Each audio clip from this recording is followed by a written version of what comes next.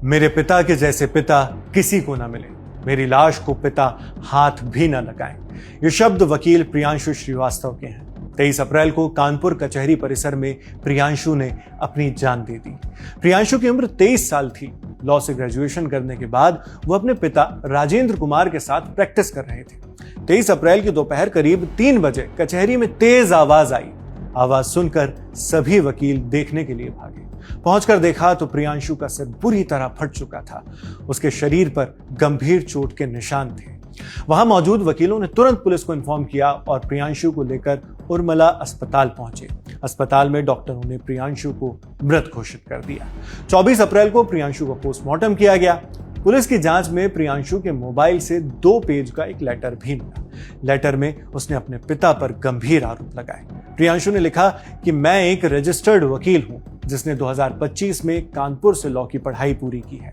वक्त की कमी होने की वजह से मैं प्रयागराज के यूपी बार काउंसिल में रजिस्ट्रेशन नहीं करा पाया। प्रियांशु ने आगे कहा कि जब मैं 5 से 6 साल का था तो मुझे मानसिक यातनाएं मिलनी शुरू हो गई।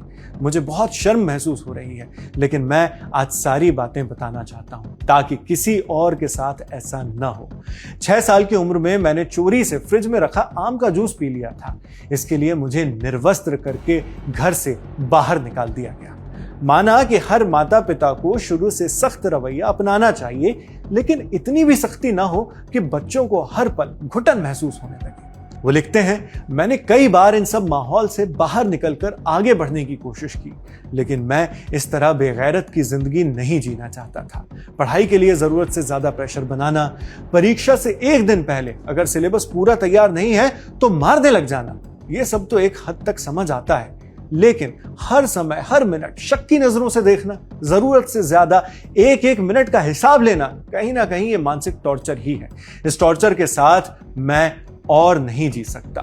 वो लिखते हैं कि साल 2016 में मैंने 9वीं में एडमिशन लिया तो पापा ने ये शर्त रख दी कि मैं अगर कंप्यूटर का चयन नहीं करूंगा तो वो मुझे निर्वस्त्र कर घर से भगा देंगे। उनके दबाव में आकर ही मैंने ऐसे सब्जेक्ट का चयन किया, उसे चुना जिसमें मेरा इंटरेस्ट ही नहीं था, जिसका नतीजा ये रहा कि उस सब्जेक्ट को इतना पढ़ने के बाद भी मैं उसमें ज्यादा अंक नहीं ला पाया, ज्यादा मार्क्स स्कोर नहीं कर पाया। इसके चलते बाकी सब्जेक्ट्स को कम टाइम देने की वजह से 9वीं में मेरे नंबर कम आए।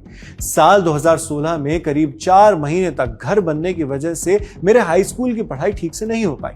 रिजल्ट आने से पहले पापा ने मुझे धमकी दी कि अगर हाई स्कूल में नंबर कम आए तो घर से निकाल देंगे। प्रियांशु के मुताबिक पिता हर समय उसके ऊपर नजर रखते, जिससे उसे मोहल्ले में बेइज्जती महसूस होती थी। मीडिया रिपोर्ट्स के मुताबिक लेटर में प्रियांशु ने लिखा कि मेरे जैसे पिता किसी को ना मिले। प्रियांशु ने यह इच्छा जताई कि पिता उसके शव को हाथ भी ना लगाएं। फिलहाल प्रियांशु के बाद उसके इस लेटर को उसकी हैंडराइटिंग और डिजिटल प्रूफ से मिलाकर जांच की जा रही है। पुलिस इस बात का पता लगाने की कोशिश कर रही है कि प्रियांशु के जान देने के पीछे पारिवारिक विवाद था या कोई और वजह। जांच पूरी होने के बाद ही इसकी वजह सामने आ पाएगी। फिलहाल इस खबर में इतना ही।